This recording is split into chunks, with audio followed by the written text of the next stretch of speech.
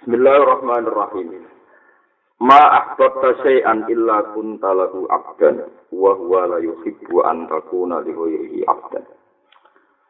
Ma ahbabta ora seneng sira syai'an ing perkara.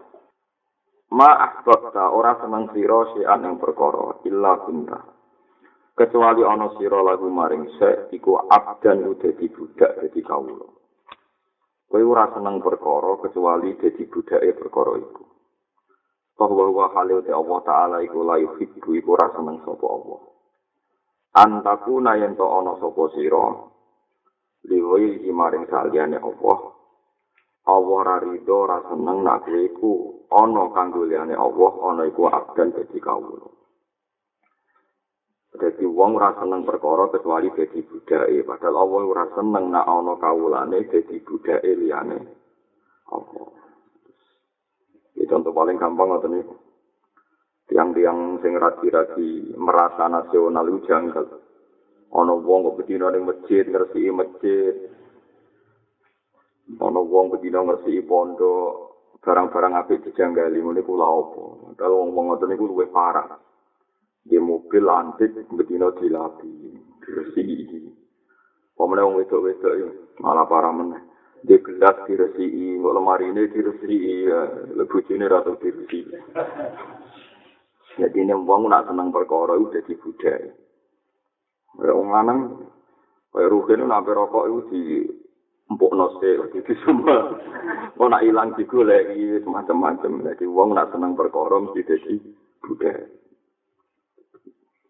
Jadi misalnya kak gengken teng Wonokromo. Cung cek iki mono-mono kromo. Ora ora kepentingane iku janggal. Aku dikongkon moro jiwangan kene wopo. Padahal gara-gara seneng rokok iku mlaku dhewe ora tuku dan ya. Bayangno iku nak seneng nafsu. Bayangno iku nak seneng nafsu. Orang itu di dunia itu hanya digerakkan dua, kebenaran sama kebatilan. Kita udan-udan demi sholat di masjid, kita udan-udan demi rokok. Iku jate merokok barang makro. Misalnya terus demi wedoan, direwangi maku, bayar, danan, macam-macam. Iku Allah iku gak rido, nak kabeh pergerakane kawula iku liyane krana ridane Allah Subhanahu wa taala. Carane piye? Ya carane mau anggere gak ora zina, ora nyolong wae barang-barang sing cek makro iso dielmoni. Gusti kula petuk rokok, mbok terus rido kok dari jenengan. Pokoke dijak kompromi lah pangeran iki, dijak kompromi. Kalau nara rokok niku gremeng. Nang gremeng ora pati rido, mulane rokok. Engko sampeyan ditakoki pengiran ngene iki. Apa rido kok kakean pola. Apa rido kakean apa? Syarat. Ayo, ya sembuh yo ora roh. Nek pengiran boten sinis ngoten, mun tak jamin boten. Iku ora seneng perkara kecuali kowe iku ngeten jelas ning kula mengutip ini itu asli takbir ini itu ada di Ihya. Cuma Ihya enggak disusun dengan kata mutiara begini. Ngerti? Jadi hakimun minal hukama, seorang bijak itu pernah jadi penasihatnya raja. Berpuluh-puluh tahun raja itu menjadi raja yang adil baik. Gara-gara anak ngasihati ngene tok. Tiap pagi ditanya, sebaiknya saya gimana jadi raja supaya tetap adil. Jangan pernah punya barang yang kau cintai. Wes, pokoknya. Jadi misalnya kepinginnya gedang goreng kok gosong atau api digawe elek. Misalnya kepingin mangan ono sate ini diganti kerupuk, nah ben kerupuk diganti sate. Kok wah itu ora disenengi. Oh dibuat kecewa sama yang sekelilingnya itu dibuat apa?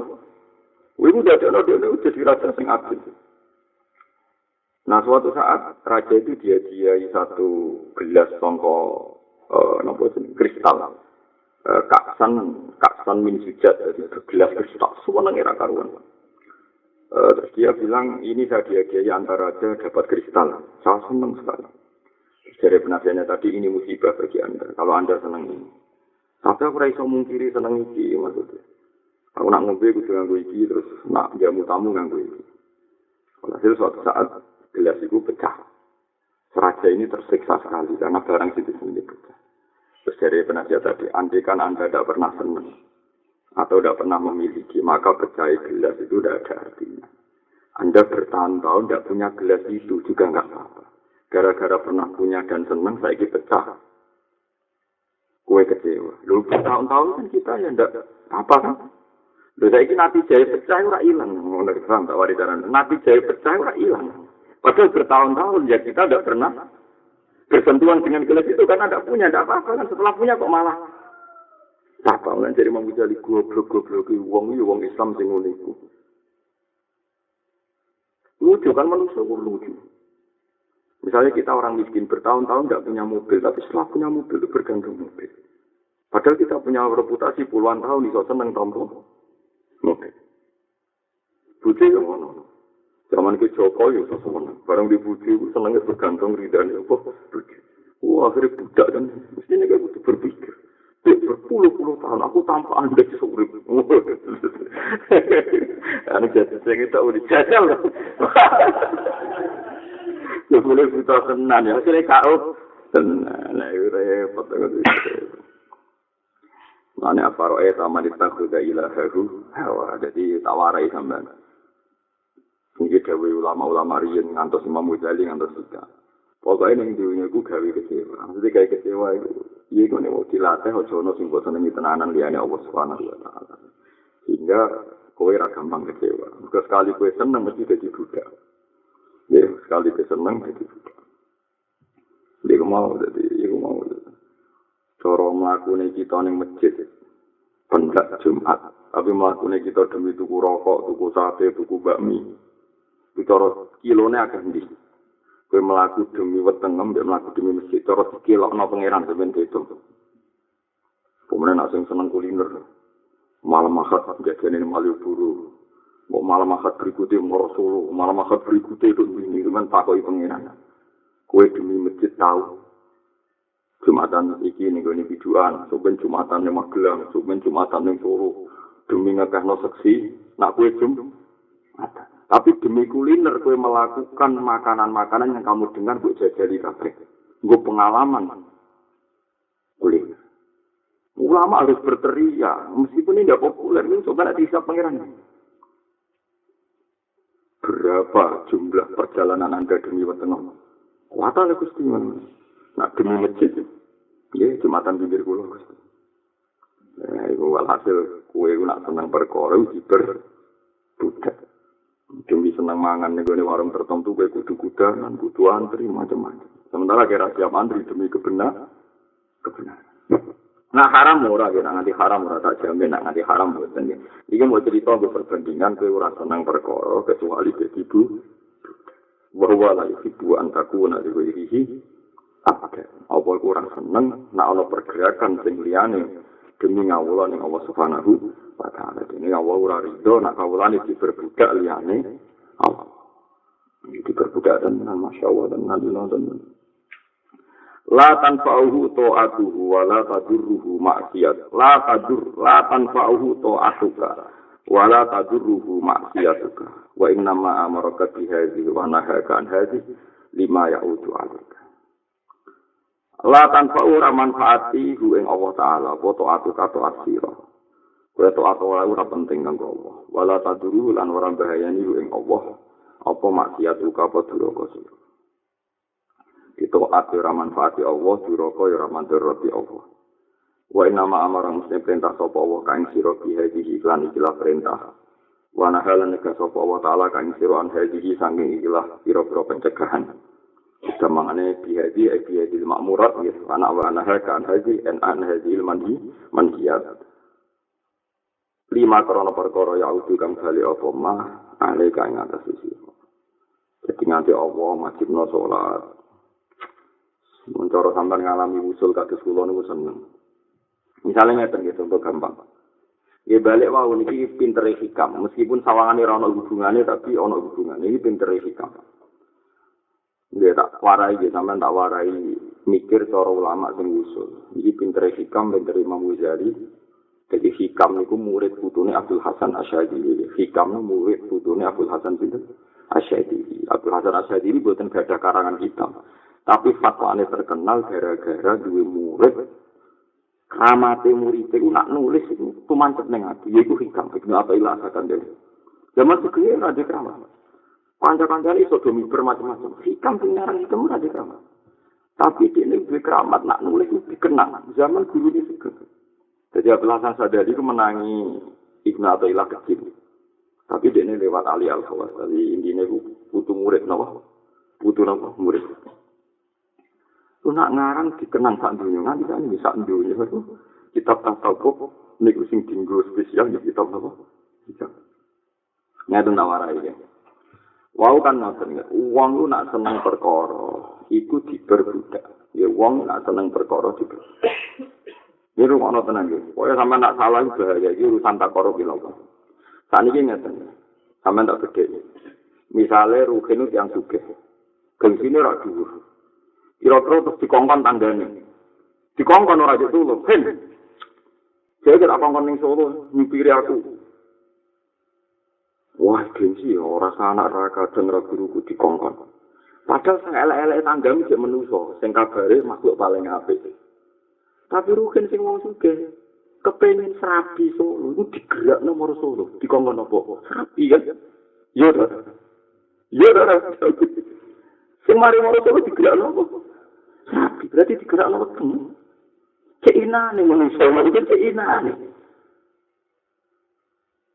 Dan udah mulut kecil, udah nama aku kan, udah mau ngorok toko ngorok mau bentuk rokok. Jadi pengiran digerak baku. Sing cara riwayat dari Yesus. Dan rekan bangsa. Ini tegas kula ono kiai pidato spesial ngarep baku. Rekane mulai aksalan sampai mulai mencerita setan diusir semua swarga. Kepuluk ulah ketiba. Cari rasa-rasa. Oh, kasus mau itu. Tapi saudara di bawah itu lah, tak kepulau-pulau di suarga, berarti suarga bukan pulau. Berarti bagus. Kena orang rokokan. Kerengga ini semedin digugak. Bah, ojo muni rokok haram, ampun geman kualat. Bah, makros alim rokok. Bah, maksud rokok itu alim disebut juga. Lagi ini tidak ada pinter. Kajian rokok aja.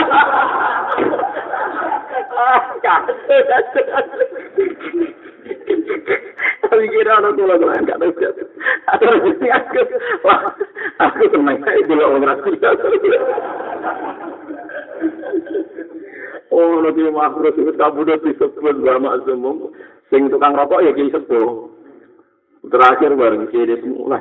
Wah, kak puas itu sih. Tak udah ngatur atau cerita rokok kok. Gak terima deh. Kisah kali di sini rokok, nanti sepuh gerak-gerakan gak rokok.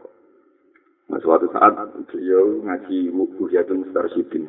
Buya lah yang ngaram rokok rak tenanan. Ya komentar ini tuh, mau wong iki tok sing ngaram.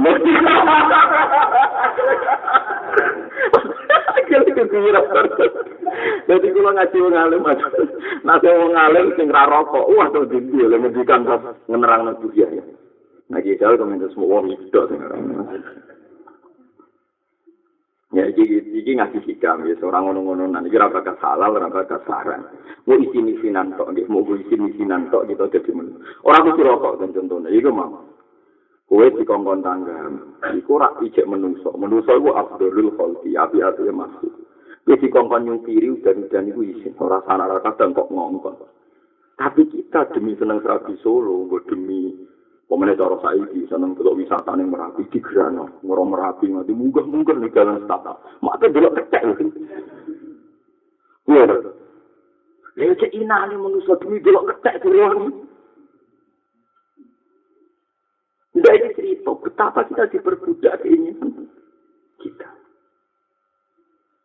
Bagaimana sih bener ya wong-wong sing percaya nek mate Allah delok atharu kudratillah fanzur ila athari rahmatillah. Kaifa yuhil ardo ba'dama tiha. Jadi umpama terpaksa jalan-jalan mbok delok athare rahmate Allah. Mlaku-mlaku ning dhuwur Merapi ana marat-marat ya kok iso seneng padahal cuma bakul jadah. Ono kethek ning dhuwur kok payu rapi gitu. Dadi terus mulai kethek itu ya seneng mergo payu rapi. Delok ning dhuwur kethek nyolong ra ditangkap KPK kok penak jadi kethek nyolong ditangkap apa? KPK. Paling gak ila iku jeneng fangdur ila akhari rahmatillah. Tanpa iku kuwe sok ben hisab pangeran mergo energimu mbok entekno kanggo liyane Allah Subhanahu wa taala. Iki peringatan gue jenengan. Jadi betapa kita ini jadi manusia seinane. Kene Solo digerakno tuku serabe. Engko morong digerakno ben delok pemandangan. Ya mungkin salah semua dong ngono wapi Gus ayure iku anget berkutuk. Lah beda adul air berkutuk kayak direwangi numpak pesawat. Lah nanti kepen wong Jakarta ora dijarak numpak pesawat. Tekan mahasiswa sing ngaran-ngaran kadang yo katut. Sepeda lek munggah Merapi macet pisan. Yo lah itu haknya, tapi ini cerita cara ning hukum ubudiyah iku gerak. Lan kula nak dolan teng Yogyakarta mriki taniati Gusti kula ben mulang kawulane jenengan perintah jenengan. Ya sudah begitu, nggak mulai taniati nili ibu nili keluarga sehingga semuanya digerakkan oleh fangzur ila dari rahmatillah kaifa yuhyil arda ba'da mautiha. Jadi kita delok ning ndi kono bumi ana tanduran ana rahmat. Limoron jiwae mun delok asare rahmati Allah Subhanahu wa taala. Delok wong melarat dadi sugih, cek welase Allah, wong melarat saiki dadi sugih. Kok misale wong melarat kok tetep melarat yo kok tetep guyu anak tetep akeh. Pokoke delok kabeh itu delok secara apa roh. Ana nang tasawuf niki idelane bapak niku wonten tiyang tasawuf. Wonge tapi koplak lah. Niki buku ini dibeto anak kula bisa. Bapak itu seneng maca Nasiruddin Afandi, Nasiruddin Gurjawi ulama tasawuf sing lucu-lucu. Suatu saat ana anak wong sugih bangkrut, padahal mantan wong sugih. Lah Pak Mbah Nasaruddin itu terkenal dengan mandi serono. Mbah Yai saya ini melarat, padahal tahu sugih, tahu seneng. Saniki melarat susah kula. Sebudi. Ya nanti paling 2 minggu lagi kamu akan senang.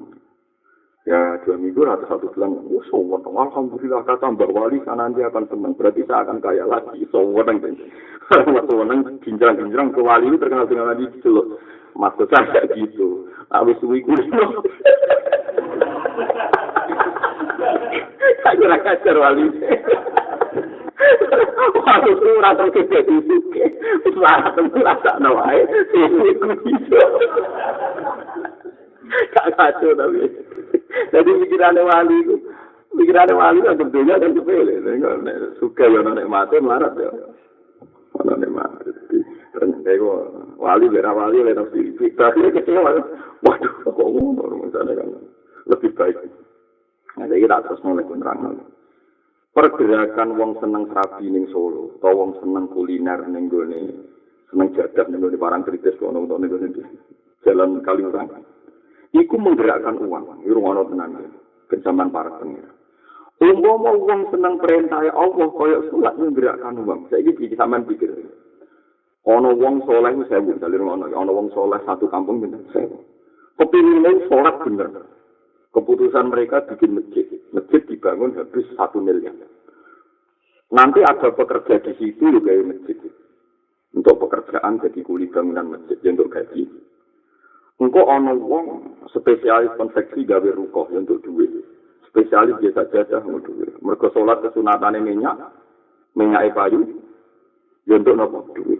Untuk taat pun ada transaksi uang yang besar karena perangkat sholat itu mulai rukoh, minyak, bangunan, alat wudhu, alat listrik, macam-macam itu pemadangan di masjid, penyinaran di masjid. Nah, setan itu pintar. Sebetulnya ini juga akan manfaat bagi kita. Allah rabutoh. Ketika taat itu diperintahkan juga jadi transaksi uang, transaksi akhirat, yang nguntungnya manusia. Tapi setan itu pintar. Ketika doli ditutup, uang ini ngono. Berapa ekonomi yang bergantung dengan doli? Supir taksi itu nganti laris, perkaranya ngeteror, hidung belang, ngoroh, doli. Bakul sarimi, bakul bakso, ning sekelilingnya. Ya uripe bergantung transaksi doli. Lalu kalau setiap kemaksiatan ditutup, itu orang ingat transaksi uang karena kemaksiatan. Padahal kalau kita fair, semua bentuk taat pun melahirkan transaksi keuangan. Kayak tadi orang bangun masjid. Sekarang orang yang kaya gara-gara umroh berapa? Melibatkan pesawat, tiket, imigrasi, kabar. Padahal itu orientasinya taat. Dia orientasinya. Tapi sama Las Vegas. Diadakan tinju sing nonton wakil, diadakan maksiat sing nonton akeh, yo melahirkan uang. Artinya ini kira usah cilik hati ketika orientasinya agama itu ning taat lah itu menghasilkan uang, menghasilkan fitnya hasanah, wa fil akhirati hasanah. Nah Allah itu ra butuh taat, yo ora mandara sampe napa maksi. Paham gitu, terus sampean bener cilik hati, sakjane kabeh itu balik ning kowe. Ki wong rasa cilik ati nak. Taat kok entuk apa. Misalnya saya di Indonesia orientasinya sholat itu sudah melahirkan transaksi sing luar biasa. Sesuai kalau jadi cita-cita, cara umum kafe masjid apa ngekei kafe, jadi wong ape sholat Jumatan happy, ngopi sih. Kok neng ono sing fit, mau kiai ini ngopi fit nih kafe, neng rugen nih kopi kedekan tau apa neng gurih. Tapi wong happy. Ya kan ya fair kan, apa ngantor mikir berat ngopi sih. Saya ini ngono, pesuan Allah fokus ngopi sih. Jadi wong seperti Jumatan itu, tuh happy itu ngopi sih. Jadi malaikat seneng ning kono iku ora ana wong angop perkarane sudah. Oh, ora saiki ngantor ngopi, parlente muasa, dadi mantor fokus. Ape Jumatan mbek kesek-kesek ngantor angop. Gak cocok. Ora mun kondo ngomong sing di warung kopi sok nanti duit di warung kopi ngarep terus. Sak umum ya, ora umum lah tanggung jawab. Umum barang terus. Nah, kondisi silakan ngopi dulu sebelum Anda ngantuk pas Anda tengok. Nah, anak itu Kang Peroka ngopinya demi Jumatan, apik. Jadi bapak utang ora demi Jumatan atau utang demi ada pintu ruang demi Jumatan itu napa? Ngopi. Tapi mau ngopi terus rokok. Akhirnya foto di baro. Ngapa rokok? Enggak yang menisan. Kalau di konco kiai, anak khutbah ini cek rokokan tuh menang. Kalau naik komat lagi mau masjid. Jadi itu jenis Jumatan, terus mau jenis khutbah. Tapi sing wajib itu sholat Jumatan, itu jenis sholat itu supaya komat jenis apa? Sholat, nah itu jenis apa? Khutbah. Nah, yang alim untuk ngalah. Ini jenis sholat ya mereka. Wah, ya kacau kan omong ini. Ya tapi dia wong alim ya wong menengah tapi ya dengerin banget ini tapi ngeblok rokok. La yazidu fa izhi iqalu man aqralu alaihi wala yanqusu min izhi iqalu man aqralu. La yazidu ora nambahi fi izhi ing dalam kemuliaane Allah, ing dalam keagungane Allah. La yazidu ora nambahi fi izhi ing dalam keagungane Allah. Apa ikbaluman, apa madhepe wong agala kang madhep sapa man alaihi ngatese Allah. Wong sak dina sujud kabeh ora nambahi mulyane Allah. Walain kusulan orang ngurangi min istihi saking agunge Allah. Apa ikbaluman, apa mungkure wong utawa mengone wong adebaro kang mungkur sapa man andu saking Allah. Jadi keleng-eleng kowe taat nganti mati ora nambahi mulyane Allah. Sing buta kowe dhewe. Kowe bali lan dunya ya ora ngurangi derajate Allah. Mulane wong ora kandas gede ketika salat terus sawangane Allah untung mergo di penggemar kowe. Ya ora ana Allah untung ora ana. Mulane apik ibadah sedengan, ben ora GR nguntungno Allah. Mun nang ngatur kula ibadah sing apik napa sedengan. Kok nak kenemen sesuai GR. Gusti, nek ana kuwi sing mbah jenengan pinten pengiran ora ya temar kae pengiran ora butuh ngono-ngono. Mulane ya soalnya jadi wong sing biasa ya, soalnya nyembah Allah, mergo kita merasa nyembah Allah kebutuhan. Wong mangan serabi ya kebutuhan, masa nyembah Allah boten apa kebutuhan. Terus tetap melahirkan uang, sing perlu dicatat itu melahirkan uang, melahirkan dunia. Fit dunia hasanah wa fil akhirat hasanah. Pun ini penting tenan, kula pun neliti beberapa kitab, pun kula tak istikharoi, kula sholati tahajud. Dunia itu kuncinya itu sitok agama. Kudu gelem ngakoni si dunia hasanah. Mau ngandel dulu. Tetap agama itu kudu ngakoni nyekel agama itu ada si dunia hasanah. Buat misalnya wonten tiang pengusaha besar. Akhirnya rapi gampang mergo duwe akeh. Kuwi dadi kiai gedhe ya rapi gampang mergo pengaruh akeh. Tetep ana dunia niku sing diiling-ilingan Allah nak ngibadah ora bakal rugi. Dia kan, ono wong tukang khianat, tukang dagangan narkoba, gampang duwe-duwe akeh. Padahal krono sebab maksiat. Ono wong terkenal al-amin, kena dipercaya, ora tau bodoni, nak kerja profesional yo duwe akeh, mergo sing percaya akeh. Ono wong terkenal ngrayu wong wedok liwat bodoni, yo gampang dibuli wong wedok. Tapi ana wong terkenal ora tau selingkuh, jujur, terkenal apian ra bakal khianat, sing cawedok seneng yo. Mulane Allah dawuh ning Nabi ini aja geman taat iki dianggep penghalang untuk hazun dunyawiyun. Mergo padha-padha duwe potensi untuk barang napa dunia.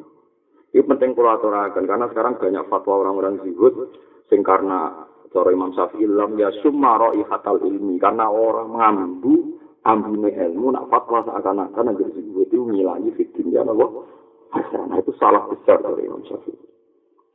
Kok prakteknya dunia ini sama. Andai kan saat dunia itu akad, transaksi masjid juga menghasilkan uang. Paham ya? Karena kalau masjid itu sehat, misalnya masjid gede, kan sing sholat wakil. Kuli bangunan untuk gara-gara sholat akeh warung-warungnya ya laris. Gara-gara sing sholat akeh ya ono parkir, macam-macam sebenarnya sama. Tapi kenapa untuk dulu orang gampang berpikir ini kalau ditutup berapa transaksi uang tinggi? Iya. Nah, misalnya masjid rame ini tenanan, ya melahirkan beberapa transaksi kan sama.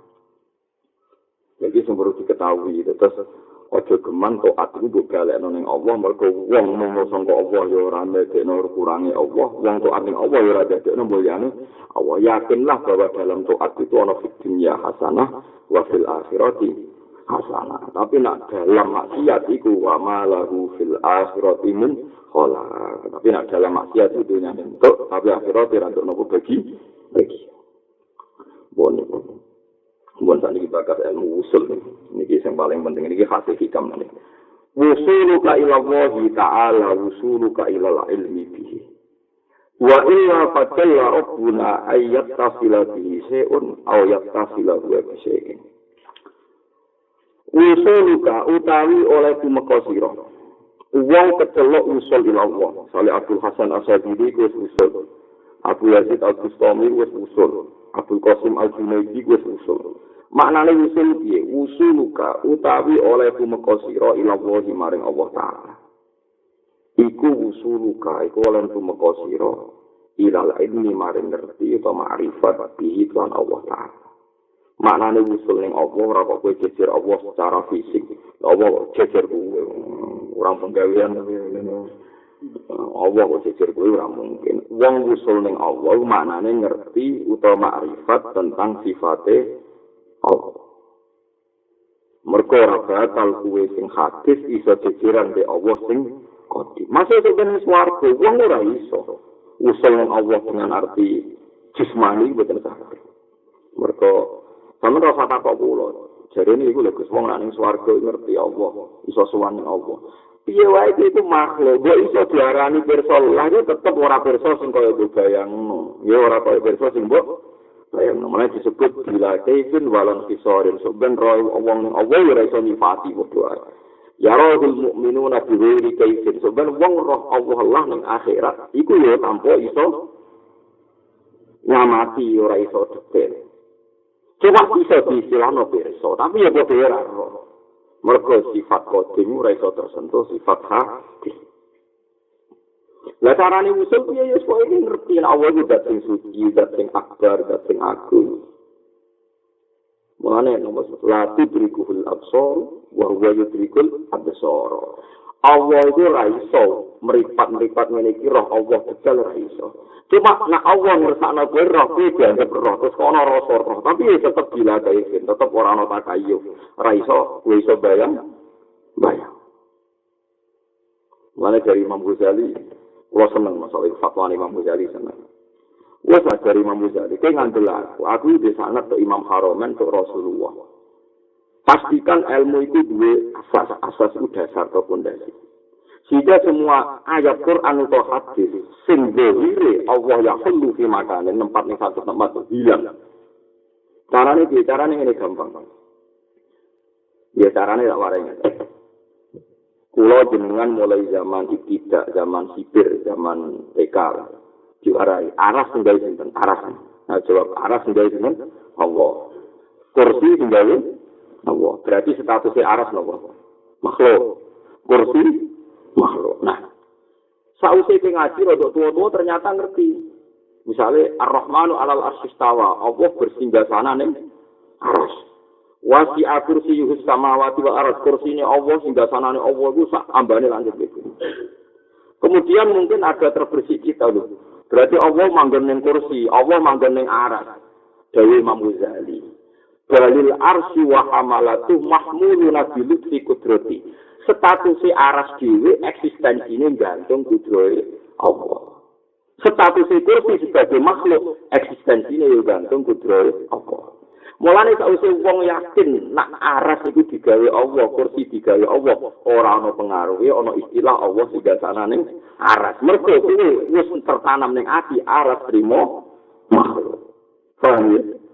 Paham ya?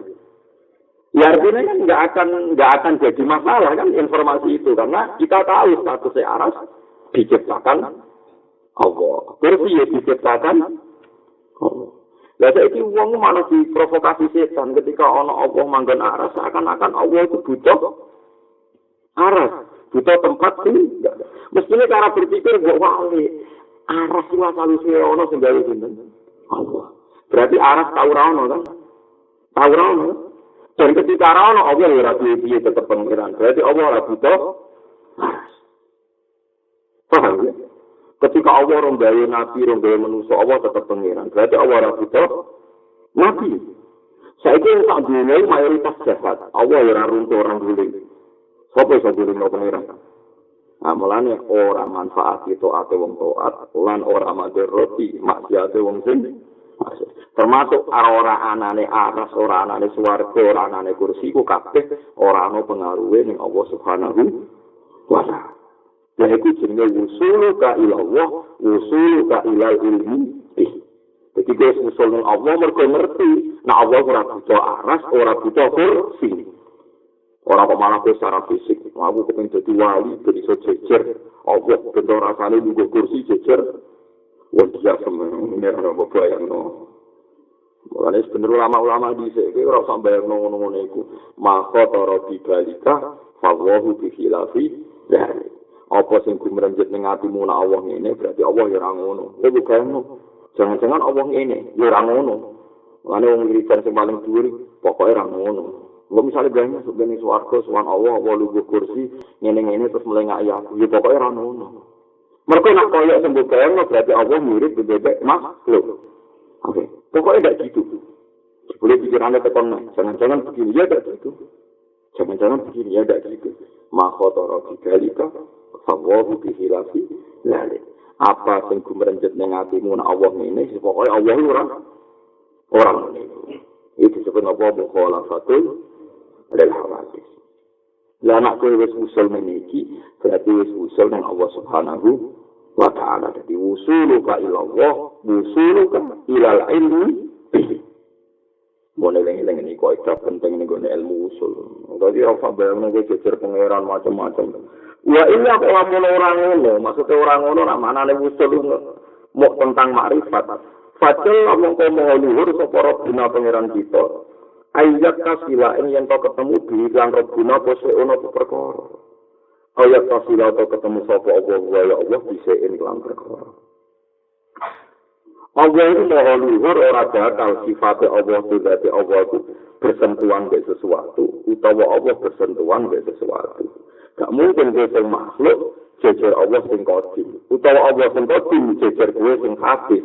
Mergo barang qadim ke barang hadis ora ono hubungannya ora ono hubungan. Paham ya? Jadi wa illa fajalla rabbuna ayyaka sila bisyai'un aw yaktasila huwa nabo bisyai'in. Eleng-eleng itu terus kula waca sarai iki sampeyan gak salah paham iki kula waca meneh. Ya kadang ngomong kula ngaji tahun ngaji bulan depan kan pas Ramadan ya. Pokoke kula nak Ramadan hikamnya libur gitu terus ning Ramadan itu hikamnya libur. Kula sing biasa umrah jelas-jelas itu bersih turu. Padahal sing jelas luwe akeh itu kan. Al-wusulu ila Allah kala sarai. Al-wusulu ila Allah mergo niki wong sithik-sithik muni usul sithik-sithik muni kula wacane. Al-wusulu ila Allah taala allazi yushiru ilai ahli hadhihi tariqah. Utawi maknane usul ila Allah allazi kang yushiru kang isyara ilai maring lagi sapa ahli hadhihi tariqah sapa iki ahli tariqah. Huwa ya wusul al-wusul iku temeka ilal ilmi maring ngerti al-hakiki kang hakiki billahi ta'ala. Dan wong ora salah paham sithik muni wusul gak tau roh maksudnya. Usul tenan di ulama iku perkara ulama ngerti ilmu hakiki tentang Allah Ta'ala. Sing darani wusul ning Allah menurut ahli tarekat maknane wusul yaiku ngerti ilmu hakiki billah. Ilal ilmi al-hakiki nawa billah. Wa hadzal tawiki wa yahdiku ghayatus salikin dadi puncake wong sing ngambah ning dalane Allah. Wa muntaha sayri sairin wa muntaha sayri sairin man dadi puncake utawa batas akhire mlakune wong sing mlaku menuju Allah. Ora kaya wali-wali sing jarene wali tapi bindone ra karuan nyongkone usul ila Allah terus baru dene wa akrab dhewe swarga be Allah. Masuk kene swarga tetep makhluk. Allah oleh barang makhluk be oleh ora ono hubungane. Soal darani pirsa Allah tetep pirsa bila kaifin walan bisoin. Mun jelas ya. Jadi al-usul ila Allah napa huwa al-usul ila al-ilmi al-haqiqi billah. Wa hadha huwa ghayatus salikin wa muntaha sayri sa'i. Bukan kula. Niki. Wa amal wusulu ana pintu meko al mafhum kang den pahami dene zawati antarane pira-pira zat fa huwa mongko te Allah iku muta'alim iku zat sing luhur sing tidak akan anu saking usul dene zat ora bakal antarane zate makhluk bersentuhan utawa usul zate Allah Subhanahu wa ta'ala iki jelas wa amal wusum al mafhum dene zawat fa huwa muta'alim anhu napa fa huwa muta'alim anhu. Niki jare. Wa qala al-Junaid maksudnya Abdul Qasim al-Junaidi radhiyallahu anhu. Komentare ngeten. Mata yatasilu man tasbiha lahu wa la nadhira lahu biman lahu sabihun wa nadhirun hayhata hadza. Mata yatasilu kapan iso ketemu sapa mandat la sabiha kang ora ana serupa mujud lahu kedhedat. Wa la nadhira lan ora ana padanan iku mujud lahu kedhedat. Bagaimana mungkin Allah sing tanpa kembaran, tanpa padanan, sing ra ana madani ketemu biman kelawan wong lahu kang kedue man sabihun te ana serupane wa nadhirun ana tondene. Bagaimana mungkin zat yang tidak menyamai makhluk sama sekali ketemu makhluk sing kembarane pirang? Jadi kaman ora mungkin. Hayhata aduh banget hadza. Hayhata. Maksudnya ora mungkin. Padahal sing jawab Abdul Qasim Al-Junaidi wong sing terkenal usul. Manane berarti Abdul Qasim Al-Junaidi usul ilal ilmil haqiqi billahi ta'ala. Hadal taiki zonun ku penyangkaan ajibun kang aneh. Illa bima latofa bihil latif. Illa bima latofa kecuali kelawan yang melati sapa Allah tifudat Allah sing latif. Min haitsu la tarka wala wahma wala ihatata. Min haitsu la tarka wala wahma wala ihatata. Jadi kue soben suwan Allah yo ora iso nyifati Allah tanpa ada penemuan. Jadi kira iso soben ahli swarga aku ketemu Allah. Berarti aku sudah menemukan Allah. Makanya saya sekarang bisa menganalisis Allah itu begini. Dia semua Allah begini. Mereka Allah radue nazir, radue syafi. Ya radue nazir, radue nawa syafi. Jadi sebenarnya soal Allah min haitsu la tarka wala wahma wala ihat. Ini jelas. Mau coba sidik-sidik provokasi wong motivasi. So benak ning swarga sowan Allah. Jadi saged mirsani Allah. Nek wong awam diomongi ngono, saya pokoke bayangane ya awam dhewe, lagi dhewe ya awam pisan ae. Wis padha gini. Awam ngrameni agama. Min haitsu la tarka wala wahma wala ihata. Illa isyaratal yakin kecuali mau iso isyarah mergo yakin wa tahqiqul iman lan nyatani iman. Mandene nyatani iman pokoke nek Allah darani ngono iku pirsa ya pirsa. Nak darane Allah ra pirsa, ya ngono iku jenenge ra pirsa. Pokoke anane kita iku mau yakin be iman. Kemana katanya ten? Kados kula sakniki kan urip. Ya urip, ya di duwe iso ambekan, ya di bojo macam-macam. Terus kula muni, aku iku dirahmati Allah. Ya wis kita ora tau roh maknane rahmat iku piye, terus Allah iku piye. Pokoke kita nak sujud, ngono iku darane nyembah Allah. Allah darani lewat syariat nek wong sujud nyembah Allah ya ngono iku jenenge nyembah Allah. Ki ora bayangno liya-liyane, ya ngono iku. Iki jenenge ila isyaratal yakin wa tahqiqul iman. Bahwa Allah Allah darani kita roh ya kita muni roh. Nah darani ora ya kita darani ora. Mergo kita ora mungkin nyifati Allah kecuali dengan Allah nyifati dzate piyambak. Lah Allah nyifati dzate piyambak laika kamislihi syai'un la tudrikuhul absar wa huwa yudrikul absar. Lah tapi kan Allah nyifati kita ben roh ning swarga ya pokoke adep ngono wae. Wujuh yauma idzin nadhirah ila rabbiha nadhirah. Soben kita ning swarga iku ngerti pangeran. Tapi masalahnya kita muni ngerti. Karena kita kok Gus mau jare ra ngerti kok saiki ngerti. Ngertine makhluk sing gaib gak nganti sepiro. Saiki ana wong Amerika ngerti Mars misalnya, mbok ngerti satelit apa sing aneh. Ngertine manusa gak nganti sepiro. Wong umpama wong ngeklaim roh Mars wae ngertine ora sempurna. Apa meneh ngeklaim ngerti Allah Subhanahu wa taala. Maksudnya umpama diistilahno ngerti gak nganti ngertine sepiro. Mane misalnya padha misalnya ana wong aku suka duwe apa wae. Kata-kata suka duwe apa wae sing ngomong manusa apa wae paling isine darah duwe mercy di desa miliar.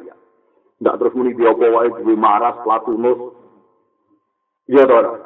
Artinya uang muni duwe apa wae kan paling misalnya raja satu suka apa saja punya. Darah duwe jeda paling pesawat tempur piro. Mosok ape terus duwe planet. Paham ya? Ndak ape duwe swarga duwe apa? Lah bodoh ketika wong diistilahno mirsani Allah, roh manusa gak nganti sepiro. Paham ya? Tapi berhubung cara iman wong kon iman ning swarga mirsani Allah kita darani ning swarga mirsani Allah. Tapi dhewe ya kudu tahu diri, mirsanine manusa gak nganti sepiro. Wong trimo manusa. Mulane umpama sok ben pirsa ya min haitsu la tarka wala wahma wala ihata. Paham ya? Ini penting kalau aturakan, dan uang ora sok nopo kuat. Pun kalau terus ya, pengen hikam. Kurbu kami hu antaku namusyahidan di kurbi. Ini hikam pas saya kata dengan tiga ini masalah-masalah usul. Ini terus jadi bombardir gitu, ben orang salah paham. Kurbu kau te para kesiro minggu sangking Allah. Kurbu kau te para kesiro minggu sangking Allah. Iku piye? Antaku naku yen to ana sira. Kowe ana iku musyahid dan nyeksa likur biji maring para ke Allah. Kowe darani para Allah maknane kowe yakin nek semua perilakumu disekseni Allah. Semua nikmat sing ning kowe sangka Allah iku tok maknane. Para ning Allah iku kowe nyekseni nek Allah iku para. Luwa illa kok lamun ora maknane ngono samin aina mongkon di antau te sira wa wujudu kurbilan para Allah. Kowe kok sapa kok ngaku para pangeran kowe iku hadis Allah. Kok piye? Kowe iku hadis Allah. Kok karena ngono kita darani para Allah itu kowe yakin nek Allah par. Lah carane yakin iki pokoke yakin kita iman Allah par. Pokoke walhasil iki ning kene iku hikam membombardir kita ben kowe ora tau bayangno Allah iku fisik sing kaya umume fisik sing Anda paham. Mulane kula nate maca teng kitab Ihya nang kitab-kitab ilmu kalam. Kene apa wong ahli swarga kok penggaweane kelon ngeloni widadari bariku mangan. Bermangan kelon meneh, mangan meneh. Mergo piye wae iku makhluk, tetep nikmatine ning swarga ya bersentuhane mek makhluk. Kula balen malih. Sak top-tope wong ku barang hadis. Engko nikmati ning akhirat ning swarga ya sing dinikmati barang hadis. Rupa-rupane widadari mek makanan. Mergo kowe wis takdir barang hadis. Dari sapa wong ning swarga terus beda mek ning donya. Saiki kowe ning donya kepengin ngeloni wong wedok mangan apel, mangan sate. Engko ning swarga kegiatan apa? Menikmati orang hadis juga, loh widadari kan orang hadis kan. Artinya diciptakan kan. Mergo kita itu hadis, nganti itu akhirat ya tetap hadis. Sifatnya Allah itu qadim, orang bakal bersentuhan dengan barang hadis. Tapi kita tetap iman, nak wong mukmin ning swarga ngerti pangeran. Yo kita sepakat, kita sampeyan roh pangeran. Tapi yo roe manusa trimo apa? Lah yo malane dilake sin walang iso. Tetap ora iso nganalisis Allah secara detail. Itu disebut la tudrikul absar wa huwa yudrikul absar wa huwa latif. Mergo Allah iku al-latif. Zat sing sangat halus, gak tersentuh. Tapi kowe jotos kaya Mu'tazilah, nek ngono apa ora iso dipirsani goblok kowe sing darani kowe pirsa Allah iku pangeran. Mergo wujuh ya maizin nazira ila rabbiha nazira. Ben wong ora pangeran. Ya tapi roe manusa trimo apa? Mun gitu kita. Mana Jawa Hikam para kowe ning pangeran yo manane parek kowe nyekseni parke pangeran. Lah nek ora ngono kowe iku sapa? Trimo hadis kok muni jejer zat sing nopo? Koti. Mun kula waca iki. Al-qurbu al-haqiqi kula waca sarah iki niki kata sing salah kula waca sarah iki. Al-qurbu al-haqiqi qurbu wa minka.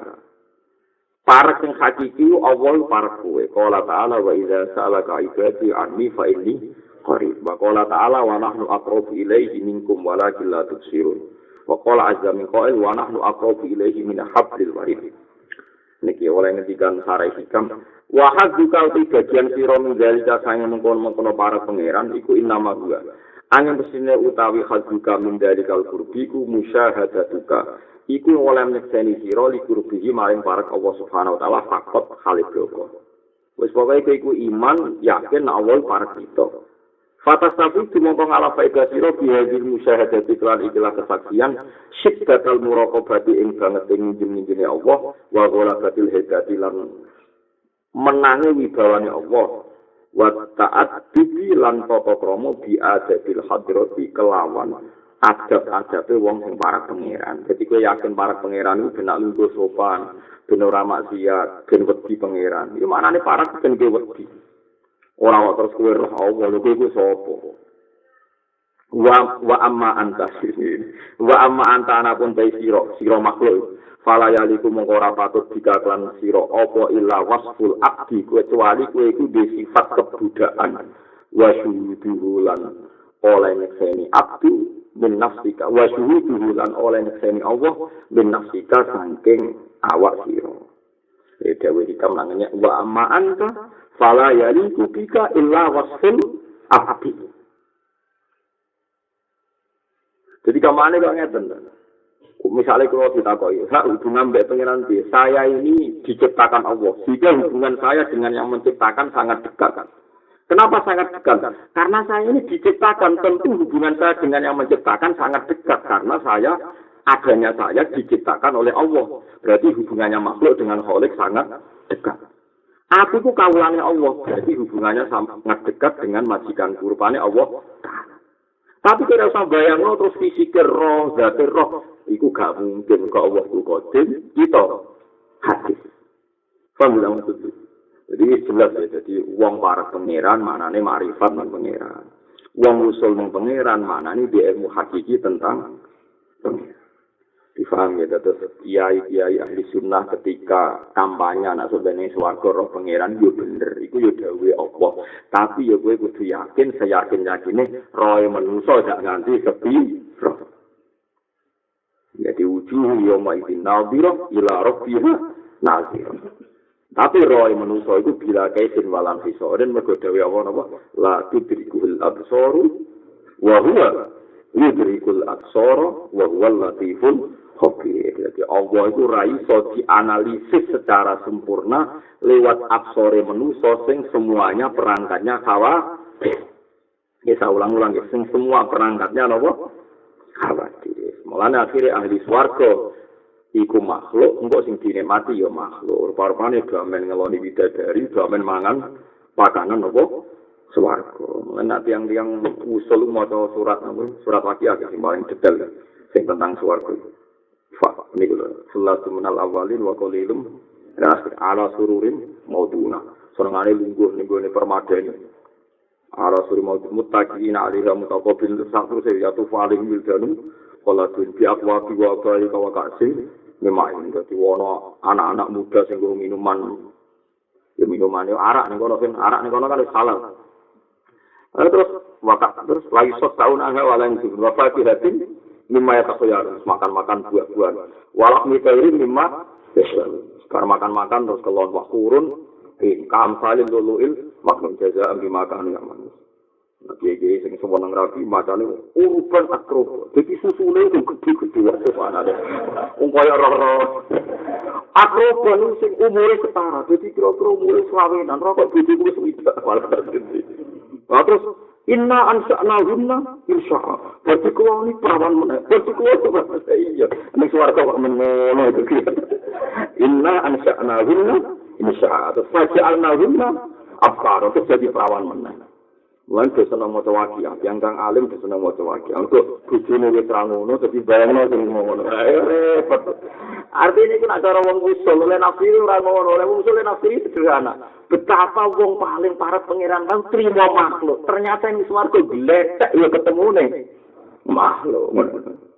Coba ngono wae trimo makhluk. Paham cara oleh maknane wong usul. Nah kok kadang-kadang sowan pangeran roh, tapi roh ya rohe manusa. Nggak nganti sepiro. Paham ya? Jadi jelas ya, betul ini. Ojo nganti salah paham. Mempodo raroe kok terus geger. Dalile jelas Gus nak wong swarga roh pengen. Iya roe ndak nganti sepiro. Mulane min haitsu la tarka wala wahma wala ihata. Ya dewe Abdul Qasim Al-Junaidi min haitsu la tarka wala wahma wala ihata. Ya wau bener ulama-ulama, supaya bayangno Allah dene ing dunya be akhirat ku padha tetep maha dara bibalika fawahu fi khilafi dzat. Eleng-eleng maha dara bibalika fawahu fi khilafi ya walam ya al-haqiqah dari itu hal itu.